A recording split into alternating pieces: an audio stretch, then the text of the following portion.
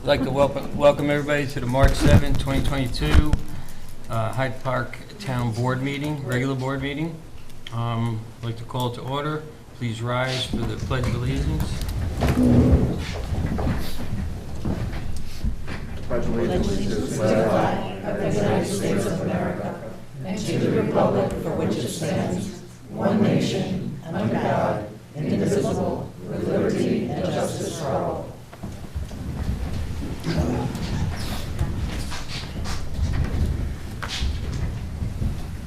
I'd like to have a motion to accept the minutes of the February 22nd meeting. So moved. All in favor? Aye. Aye. Opposed? Okay. All right, public comments of resolutions and town business. Any comments?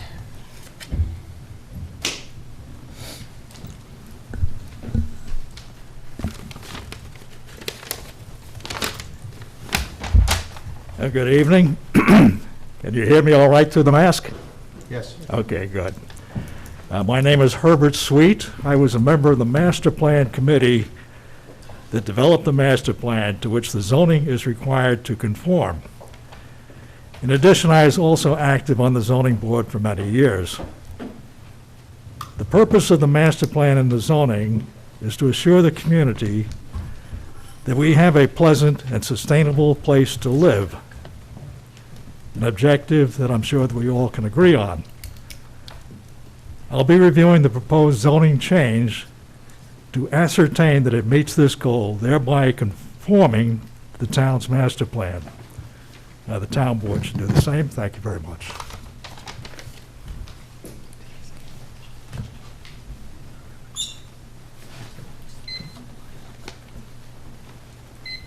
Good evening. Hi. My name is John Rossi, and a couple of weeks ago I happened to, which is not uncommon, I live in Rhinebeck, drive past Town Hall, and I pulled into the parking lot, and I noticed that the spaces dedicated for disabled drivers lack the ADA and New York State required access aisles.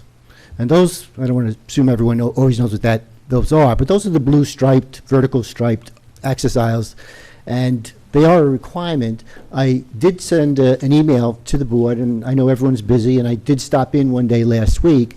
And I'm just here this evening, respectfully, asking the town to comply and provide the access aisles, and I was hoping I could leave another copy, maybe with the clerk, of my email that I sent a few weeks ago, if that would be okay.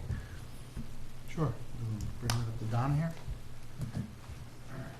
Thank you, Donna. Thank you. Thank you very much. Thank you. Thank you.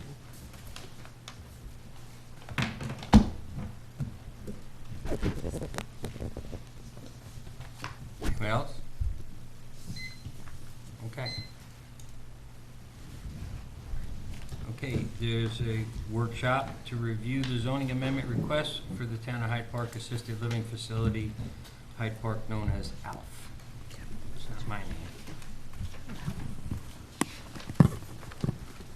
Good evening, Supervisor, members of the board. My name is Allison Fausner. I'm an attorney with the law firm Cuddy and Fader. I'm covering for my colleague Neil Alexander tonight, who sends his regrets that he wasn't able to appear before you. I'm also appearing on behalf of the applicant, ALF Realty, in connection for their request to amend your zoning code. Thank you for allowing us to appear before you tonight. This has been a long process. I'd like to go into some procedural background first and then turn to the proposed zoning amendments afterwards. So as you're aware, this property is located at 394 Violet Avenue.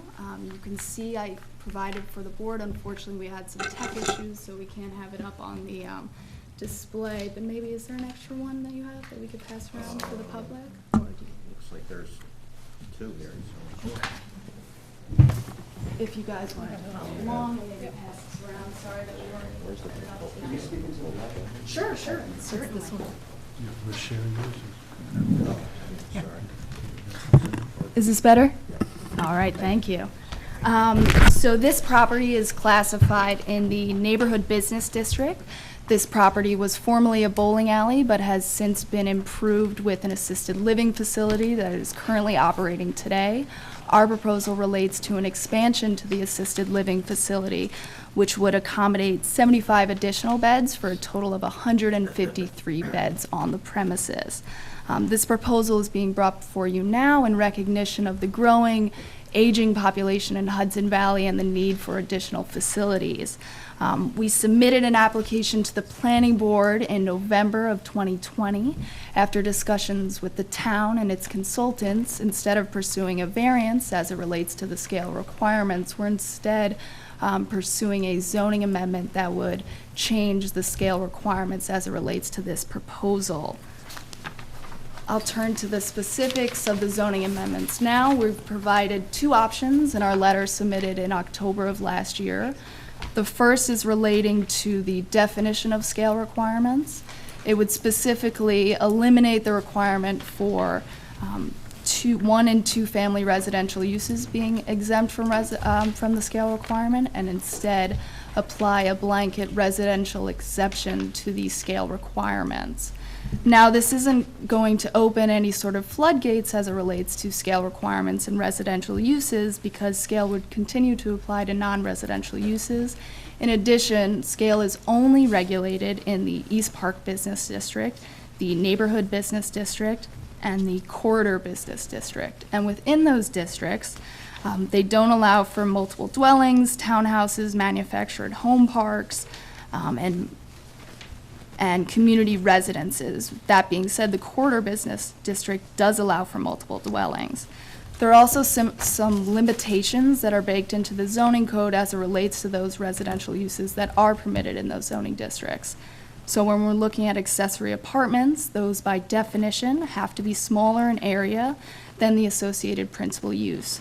When we're looking at bed and breakfast, those are defined as expansions from single-family uses. And when we're looking at community residences, those are defined as family-type homes that can only accommodate 14 individuals. And finally, when you're looking at multifamily dwellings, those are already limited to 8 dwelling units per acre. So it's not going to be an open the floodgates development initiative to allow unfettered residential development.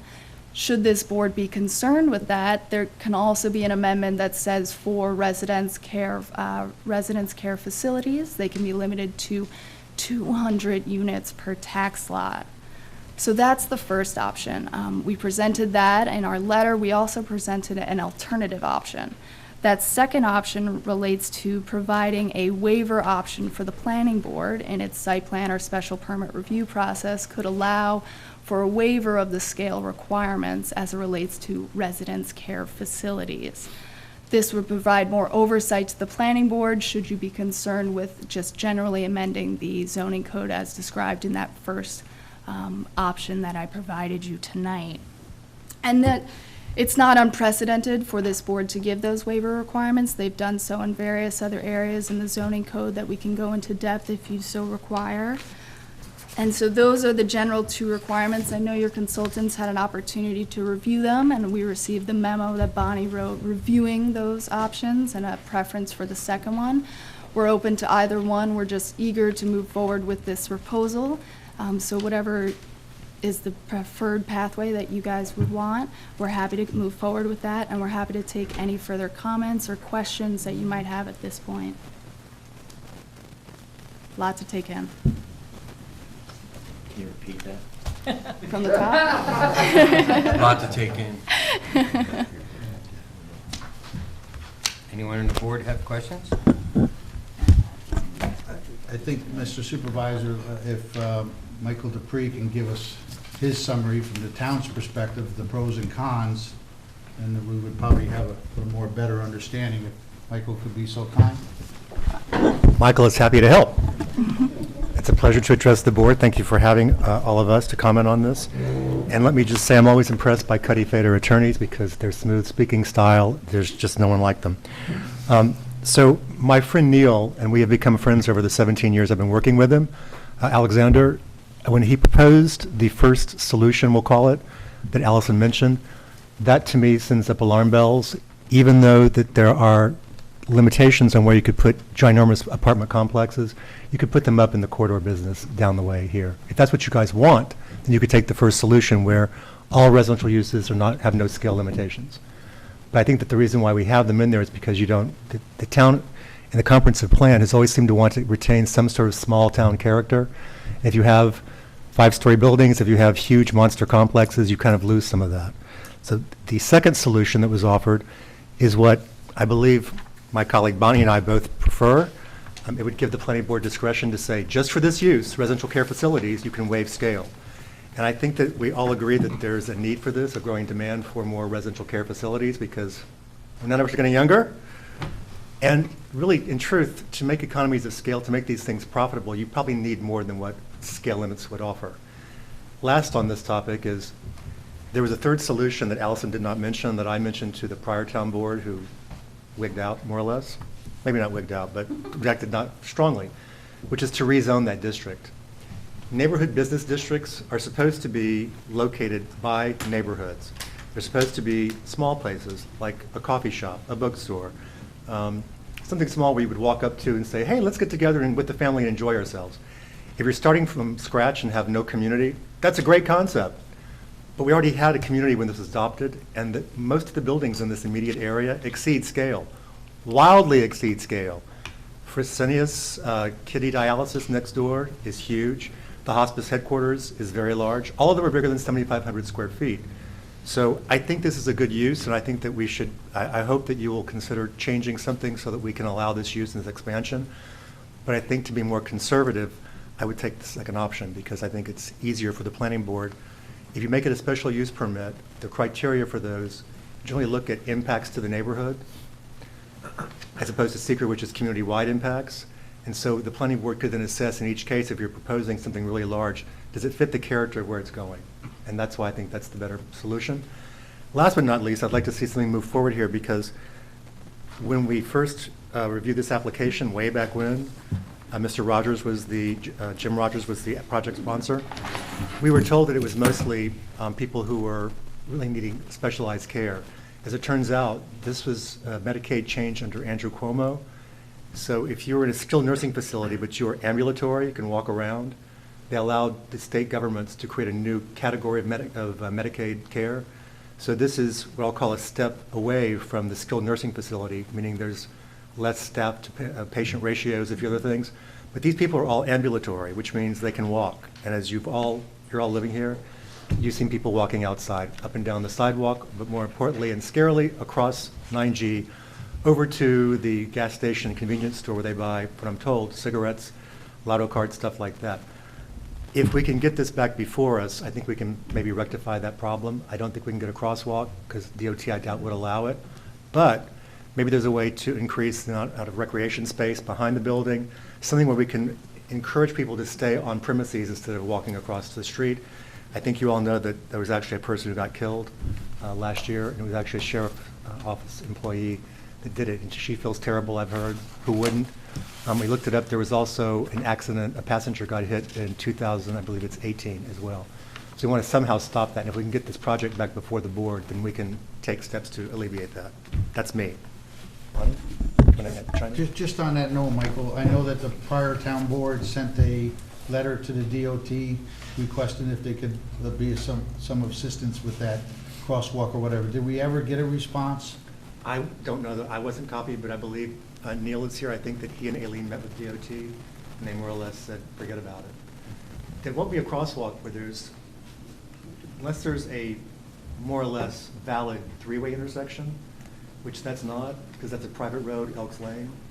So sometimes they'll allow a crosswalk with a three-way, like they have one on 9 from the neighborhood to get over across to the west side, east side, I'm sorry, where it's commercial.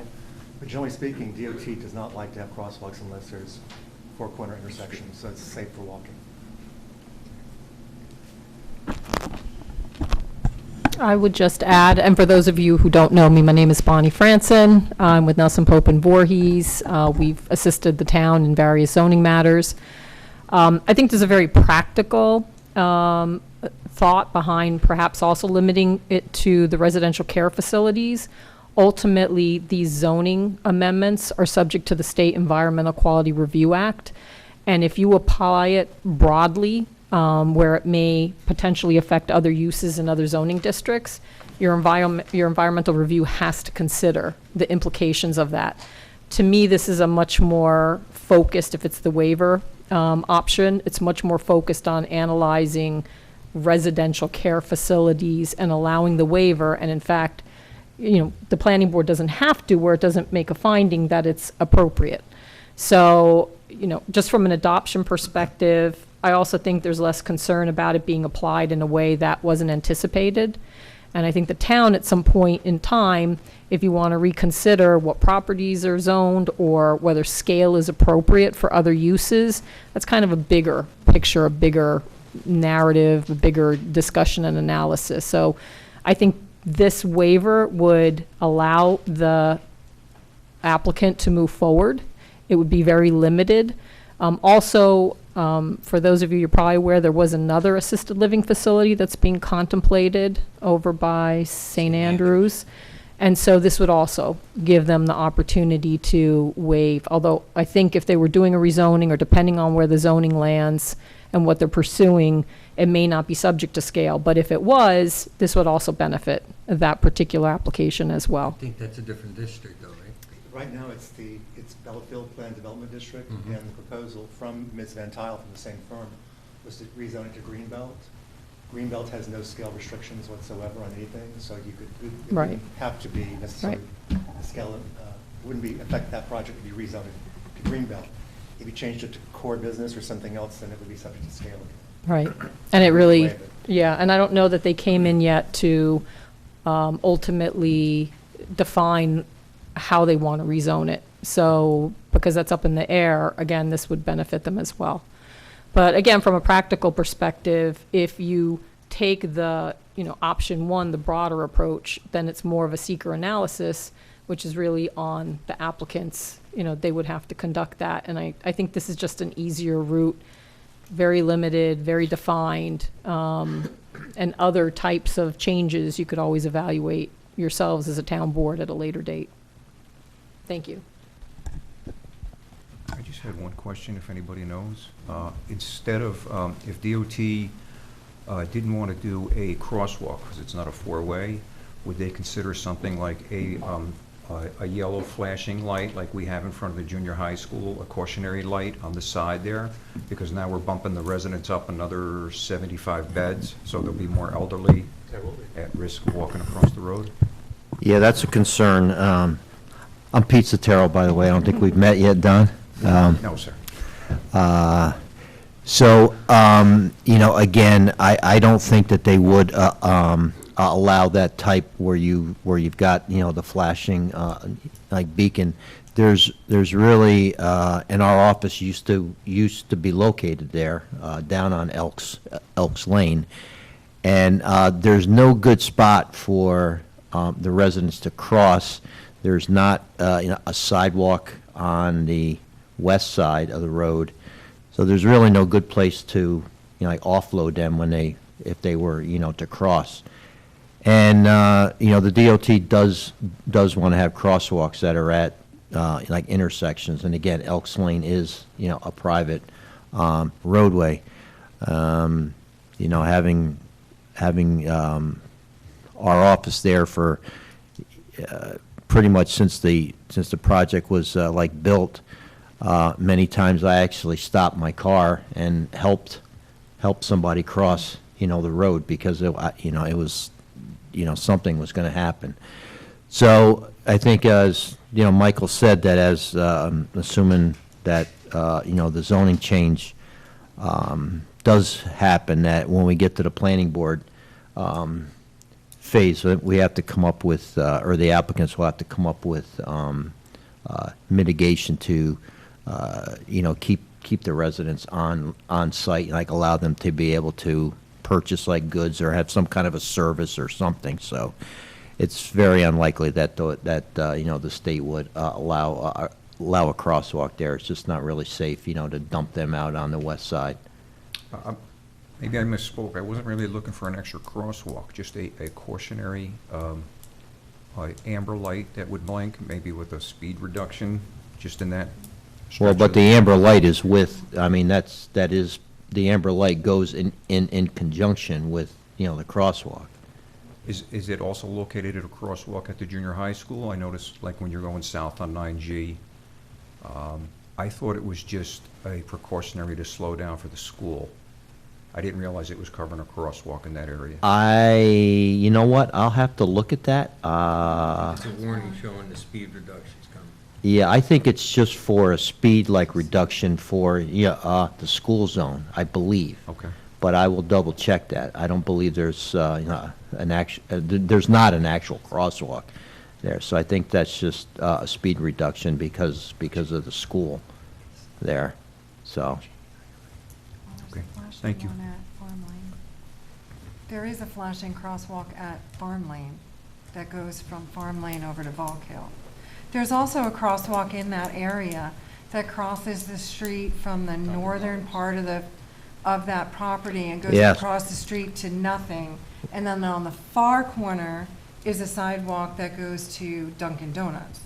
I never understood that crosswalk. You know, that is, Can we ask the That is state to weird. move that crosswalk, that it and I don't actually goes remember to where that Dunkin' came, Donuts? was that part, that wasn't part of the golf cart place, right? No, the golf cart place came in after. No, Yeah, but it's part- doesn't that crosswalk dump out at Kilmer, or no? Yes, it No, does. no, I'm Yes, talking yeah. about the one in front of the assisted living. At the north end of the assisted living, where the sidewalk ends on the east side, it crosses to the west side to no sidewalk. And then I don't remember the name of the side road, but on the far That's side Kilmer, of I'm that pretty side sure. road is the It's corner Kilmer, where right? Dunkin' Donuts is. There is a crosswalk in that area of the assisted living. And that is, And it goes nowhere. I know. It I dumps don't them know on the where other that side came of the from, road I'll be in honest front of with a you. residence. Well, I know the crosswalks, when they did the associated carts, I know that they paid for the DOT crosswalk. Yeah, there you go. Across Valve Avenue. Okay, it goes across to nothing. Yeah, it goes, Instead of going Bonnie's across to got the it There's here. no sidewalk. landing there, you're right. yeah, It there's just no goes to landing there, you're right. grass. But then you Yeah. cross this road. But then and you hit cross the side street sidewalks. and you're at Dunkin' Donuts. That's Kilmer, Which right? would be Right. where Yeah. some of the residents might be trying to get to. And that's where the sidewalks start up again. Mm-hmm. So it must just be taking them to the sidewalk, but doesn't quite make it. It doesn't. And I don't know where, I mean, that crosswalk, you know, like appear, No, that crosswalk was part of the site Associates? plan It's for the part- associates, but associates couldn't, of course, the DOT couldn't make them put the sidewalks across the street because it's not on their property. So the associates did pay for the crosswalk. They striped it and everything, and it just goes over to the other side where Kilmer is. And it's not a very level shoulder there. No, it's not at all. For somebody who's ambulatory with a rollator. It just goes. I think DOT probably required them to pay for that crosswalk because we didn't require that. We just wanted a sidewalk there. yeah, but why would, I mean, And why we would didn't like do DOT and their like approval of, I don't know. of that, because why, I mean, that why would they doesn't- even approve It's that? unsafe. Yeah. Agreed. I'll check Well, into just remember it, that Joe DOT Taylor. It's engineers- it's the oddest crosswalk I think I've DOT seen. engineers designed that area where you're Just getting on the ends in arterial and front of off, this and you house. see how safe that Not even is. there. Just bear that in mind. Yeah, And then it so, misses this property. yeah, so, you know, the Well, this is- resident, So the sidewalk from assisted There's a living does gap. not extend, but there's a gap because it's a private home. Yeah. And we didn't require it for the golf associates because they would have had to put up a retaining wall because of the grade change that's there. So I think we took mercy on the applicant back then, Annie, golf cart Annie, did not require the sidewalk to go all the way around. And I believe I spoke to the then town board about trying to maybe get a CBDG grant to complete some sidewalks around there, but that's a complicated process you'd have to undertake. I mean, as things infill, if the intent is to have sidewalks, you get in this awkward stage where you have the sidewalks to nowhere until you get some more development in, but at least they start.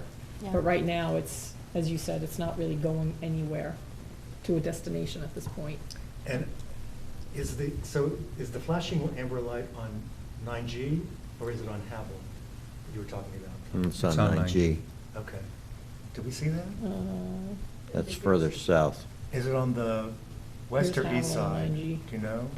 Before. Oh, maybe it's this. right? I can't believe so many No, times it's I go by in, there, I know. it's in Poughkeepsie. No, it's in Poughkeepsie. Yeah, that's in Poughkeepsie. This is What are happening. you talking about, where Violet Avenue School is? Yeah, where Violet Avenue School is. Oh, Violet Avenue. Yeah, Violet Avenue School. I thought I'm you sorry, said I might have said Haviland. And Haviland. I'm It's like, okay. threw me off. That's to notify the lowering of the speed. Right. Right. It goes from, I think, 40 down to 25. Yeah. 25 there. minutes long, yeah. That I know because of going to Dutchess Community College all the time. So another question, Michael, if you can answer, just so I get a better understanding. I know that this has been a discussion for a while and even a discussion for the prior board. If time was of the essence, why wouldn't the applicant go to the ZBA and try to get some type of variance? Is there any mechanism that they could have done to? They can always go to the ZBA, but I believe that, is Tad here? Yes. Yeah, it's Tad. Do you want to answer that? The change in scale was so great, the change in scale was so great that it just didn't even seem like a variance. I mean, if you're going from 7,500 to, you know, how many? I think we ultimately said it was 90,000. Yeah, I mean, that's like, that's not a variance, that's a change in zoning. Thank you. Yeah, it was going to be a 400% increase.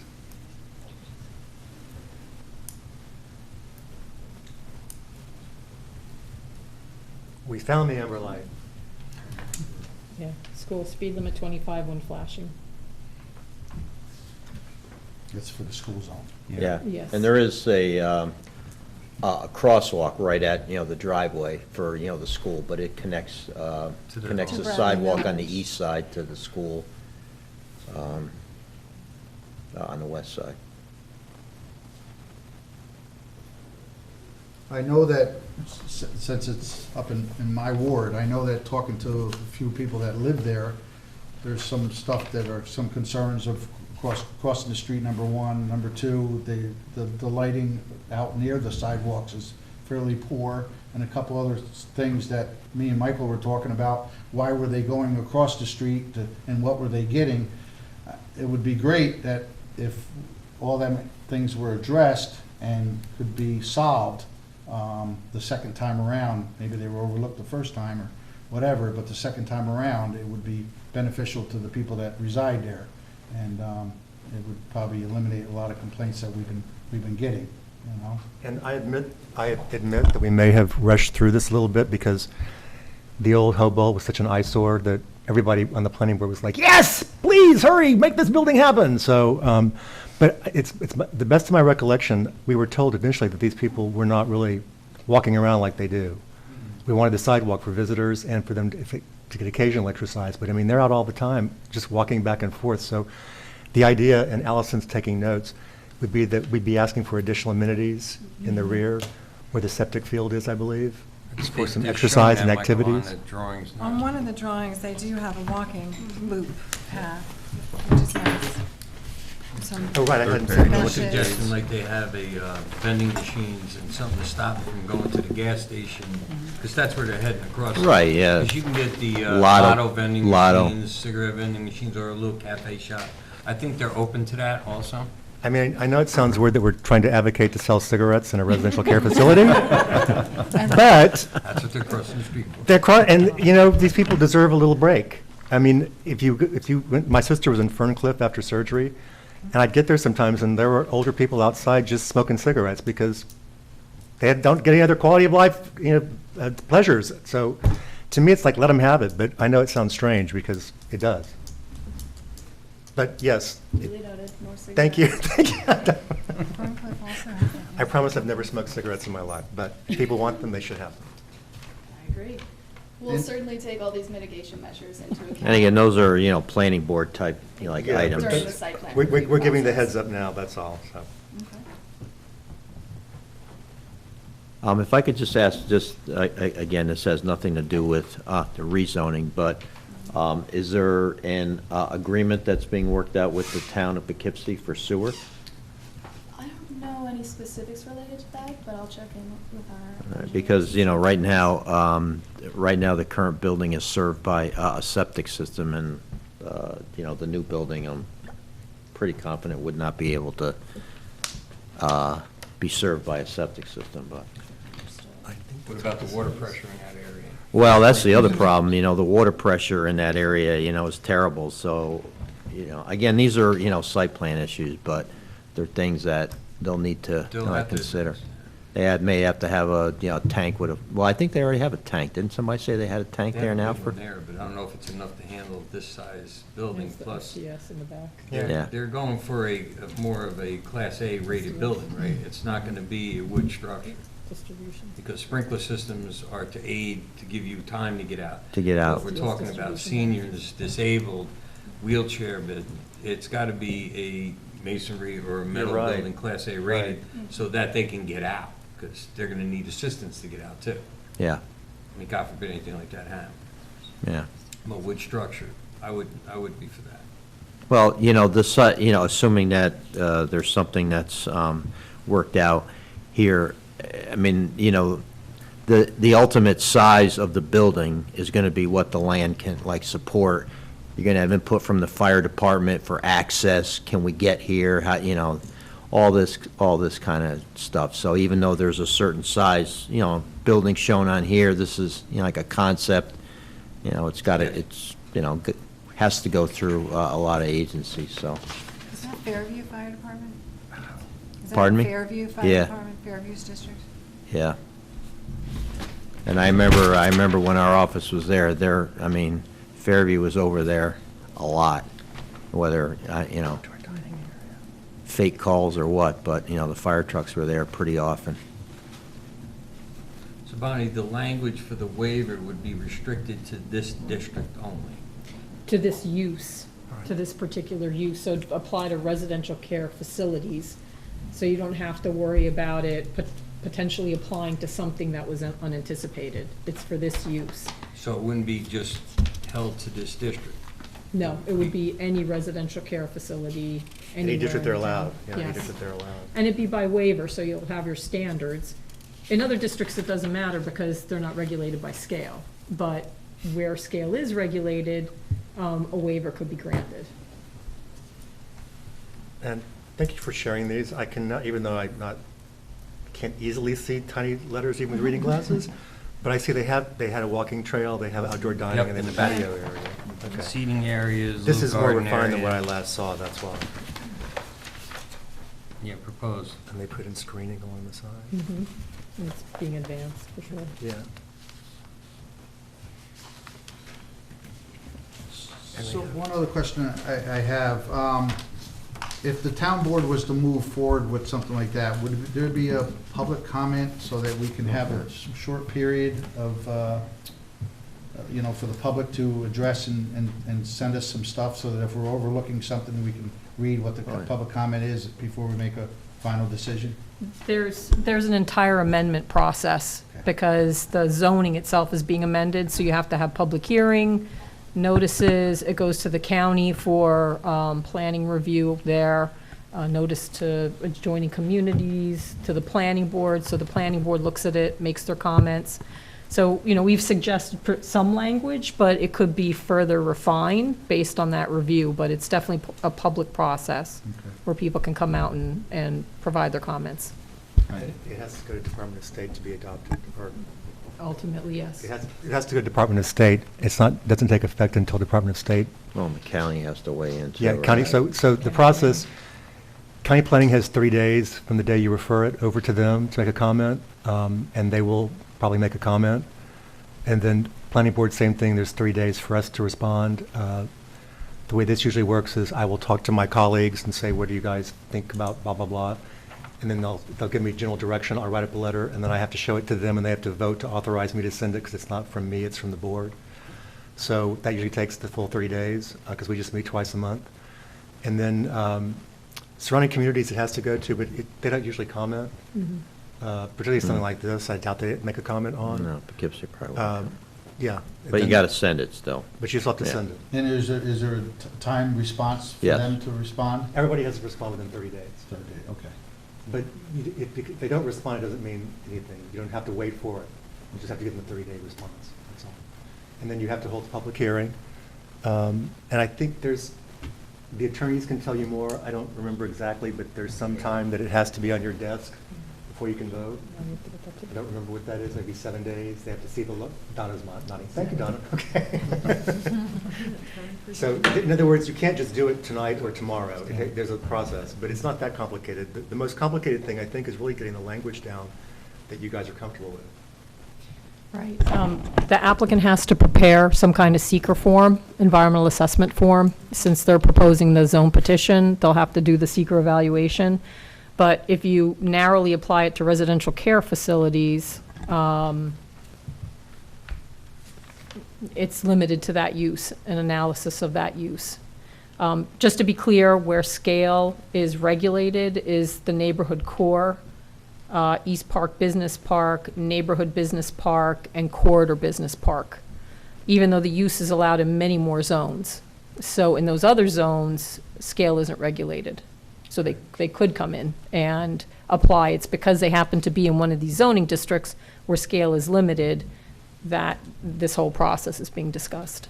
And another way to look at another way to look at this is that scale only exists in the commercial districts. So in districts where you've already decided we need to have commerce here, that's where they're listed. But residential care facilities are allowed in other districts that are primarily more residential.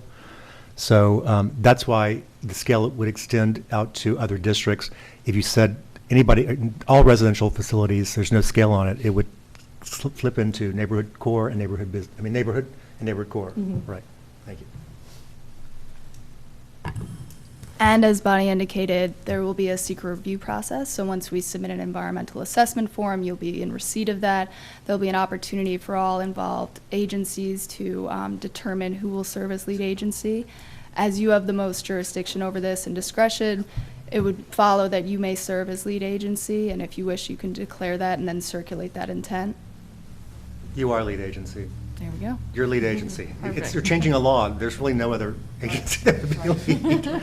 And just for fun, if there is a dispute, it would go to be decided by the commissioner of the DEC, if you're curious. In 17 years, no one's ever disputed us being lead agency. I don't think it's going to happen now either for you guys, but just so you know. And I don't think there are any other involved agencies, are there? No. When it comes to zone changes, the town board is the only involved agency, so you're automatically the lead. It's your decision. Right. It's just your decision. The other agencies are being sent it. There's only one other that really plays a part in the review process, which is Dutchess County Planning, but they're an interested agency. They don't actually have discretionary approval over it, although they have a mandatory review. So the town board's really it when it comes to SECRA. But because the applicant is proposing it to you, they take on the responsibility of submitting to you the environmental assessment form that you will consider in your deliberations. But just to be clear, so the environmental assessment form is going to be strictly for the zoning amendment, right? Yeah. It's not going to be project specific for them? They don't have an application in yet, right? Nope. They do. Or does TAD have it? I mean, Okay. so then we would do a separate seeker review for the project. So the seeker review we're talking about now is strictly for the zoning amendment? Yeah, because Okay. it applies to more than That- just this That's project. right, that's what I thought. I just want to make sure we're clear, yeah. Plus, I don't think we want to do seeker on this project right No. now. Okay. No? We don't want to delay you guys. No. Yeah, I don't think there's a formal application yet. They had wanted to come in, they had been before TAD, right? Then this whole issue of a variance came into play. So that's why they're asking for you to first act upon the zoning, because they would have a totally different path if you don't approve the zoning. It might be something that you want to speak to the town attorney about, from a seeker perspective, if this is a reasonable way to do it. And then further seeker review would be done when the planning board reviews the application. Who will be writing the language for the waiver? The zoning change, that could be you, could be the Oh. applicant. The applicant. right? Yeah, I think the applicant will do it. I mean, we've provided a memo and some suggested language so they can take that into consideration. They'll forward it to the town board, and then you'll review it, the public will review it, the planning board will review it. And if there are any suggested changes, it may be amended before you adopt it. But I would start with, since it's their own petition, let them submit something with the proposal. And I think if you're amenable, it would be that option 2 with the waiver, as opposed to other approach. Yeah, so we provided some initial language in our letter. We're happy to provide a more full accounting for any language. For the second option, it seems that that's the direction you're wanting to go. If you want any further language on the first one, just let us know. We can also provide that for your consideration.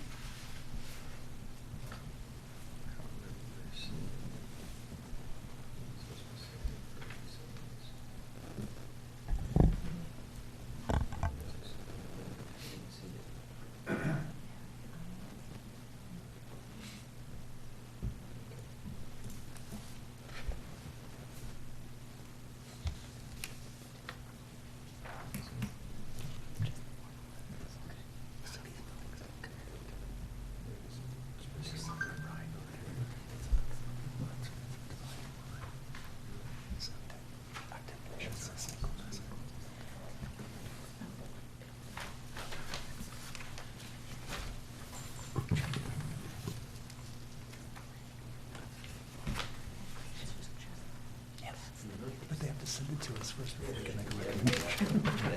They have to get it referred. Right.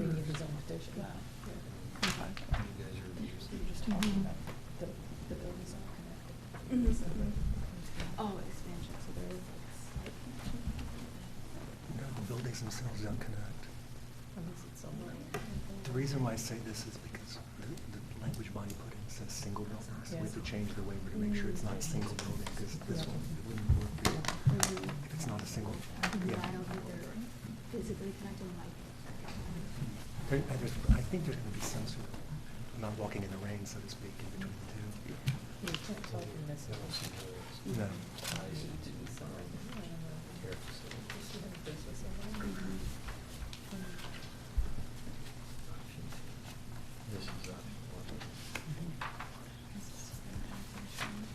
That's what I'm saying. I couldn't figure this out. I got this so long ago.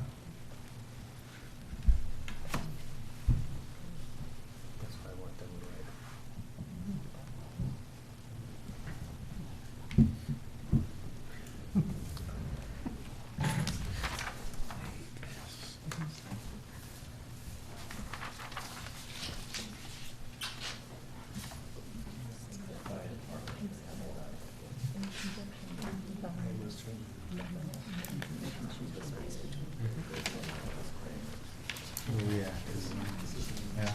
Have the applicant submit.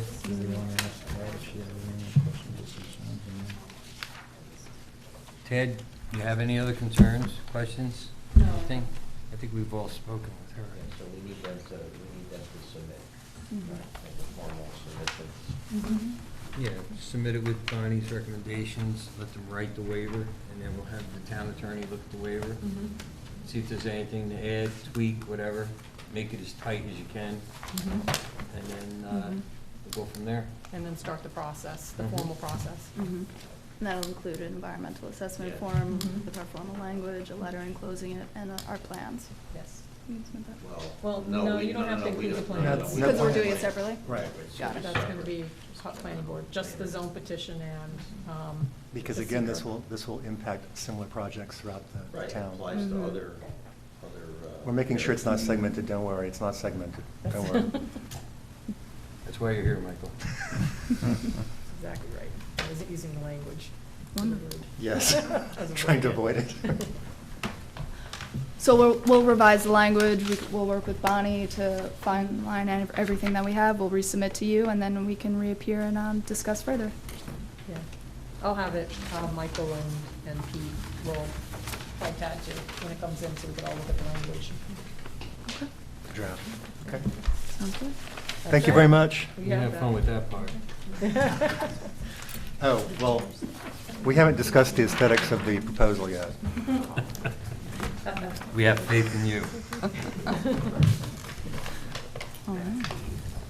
Well, thank you so much, Thank you everyone, I very much. appreciate your time. Thank you very much. Thank you. Do you all guys have enough copies for this? Do you have enough for these? Okay.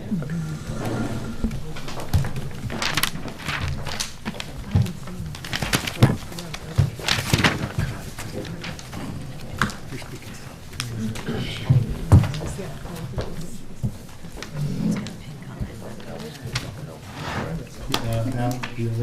Are you billing us? And you can.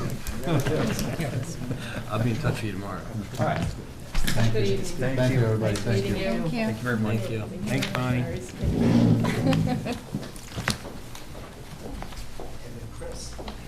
Okay, we want to make a motion Blows everyone out of water. to remove Resolution 372 of 222 from the agenda. Have a motion for that? I'll second. All in favor? Aye. Aye. Opposed? Carried. Now we need to make a motion to add Resolution 37 of 2022 of the agenda. May I have a motion for that? I make the motion? Second? A second? All in favor? Aye. Opposed? Motion carried.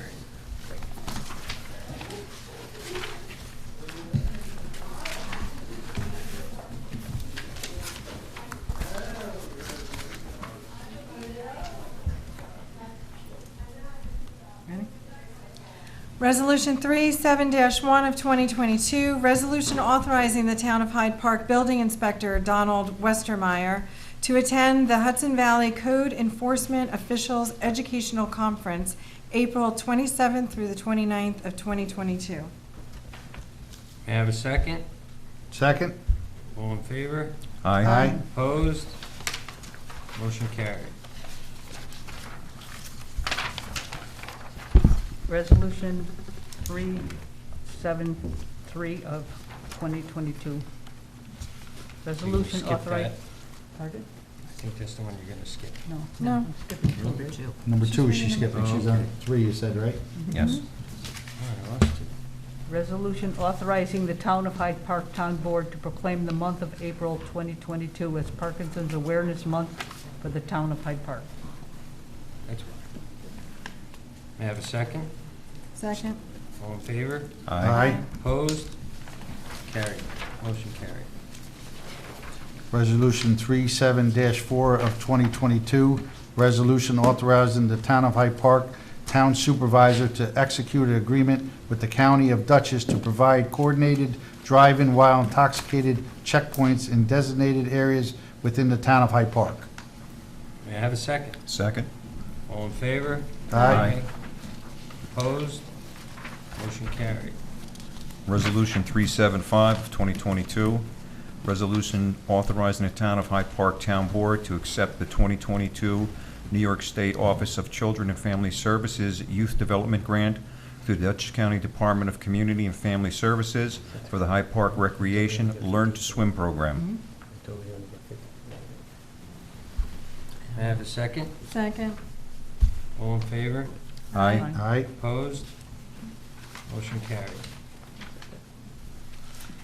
Resolution 37-6 of 2022, resolution authorizing the Town of Hyde Park Town Supervisor to execute a stormwater management facility inspection and maintenance easement agreement and declaration of open space restrictive covenant to Paul Richard Beligning for the 64 Fallkill Road subdivision project. I'm going to accuse myself, let the record note that I'm going to accuse myself on the vote. This is one of my good customers of mine, so I'm going to recuse myself on this vote. Okay, may I have a second? Second? All in favor? Aye. Opposed? Motion carried. Thank you, John.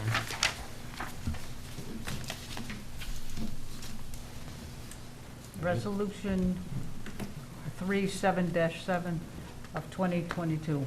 Resolution authorizing the Town of Hyde Park Town Board to rescind Resolution 12-6-5 of 2021, authorizing the Town of Hyde Park Town Board to adopt the revised annual disclosure form for the Town of Hyde Park. May I have a second? Second. I have All- discussion? Oh, discussion? Go ahead. Couple things. One is that this seems to be an important issue that did not give, and we were not given enough, I was not given enough time to fully investigate it, and it is being added now, and the public hasn't been able to read it. So I would recommend we table it.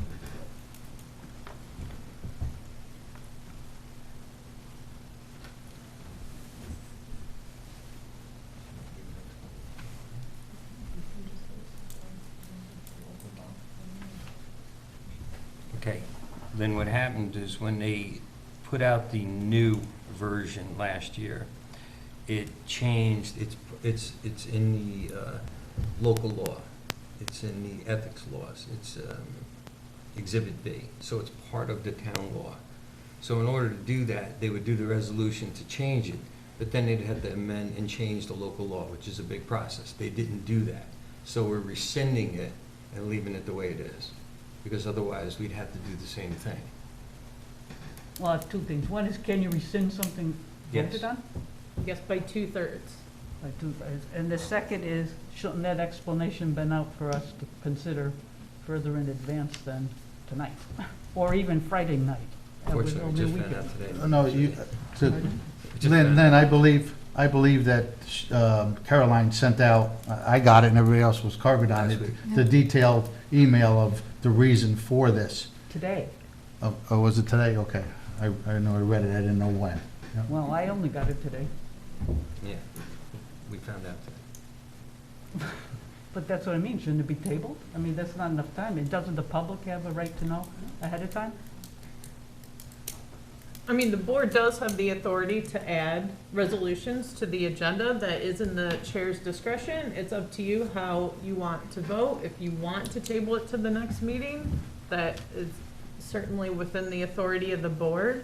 It is just to rescind something that was done improperly, so that as it would have stood in December of 2021, the annual disclosure form, which is required by General Municipal Law, Article 18, and also the Code of Ethics of the Town of Hyde Park. It would just keep the form as it was. In fact, it wasn't even changed in the code. It wasn't changed online, so it's kind of just maintaining the status quo and correcting something that wasn't procedurally done properly. And then should the board want to revise the form, it can consider that and we could go through the correct process. But now it's just rescinding a resolution that didn't follow the protocol. So nothing's changed. So That the, makes sense. so the code of ethics would be based on what was in place prior to December? The current code. the current one. This Appendix B, the disclosure statement that all of you have to file, is in Chapter 11. Mhm. And that was, there was an attempt to change it in December by the resolution 12-6-5 of 2021. But you can't change the town code with a local law or a form that's official and attached to the town code. Or, I'm sorry, you can't change it by resolution. You would have to do a local law. And there is no local law related to the attempt to change the form. So in actuality, we're just correcting. Exactly, exactly. Just correcting. But I see the concern, and it's always good to discuss it. I would say that our procedures have to change in general. Yes. Going forward with more time to consider things. But okay. Understood. Okay, can I have a motion? Make a motion. Can I have a second? Second. All in favor? Aye. Opposed? Okay, motion carried.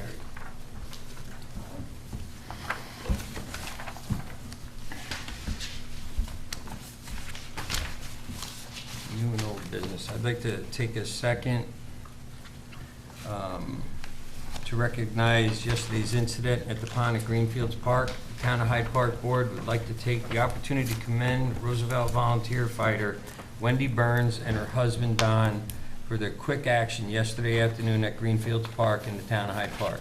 Wendy and her husband Don were driving by on Cream Street when Don noticed 4 youths on the thin ice of the pond, and quick thinking, turned the car around because something didn't seem quite right, saved the young girl's life along with 3 others. His wife Wendy immediately called 911 while her husband Don retrieved the youths from the pond. The one female was unconscious, and Wendy immediately started performing CPR, which in turn saved the young girl's life. It is nice to know that because residents like this, who don't hesitate to act, our children within our community will continue to be safe. The Town of Hyde Park Board would again like to thank and commend Wendy and Don Burns for their heroic efforts yesterday regarding the accident at Greenfields Park. Amazing.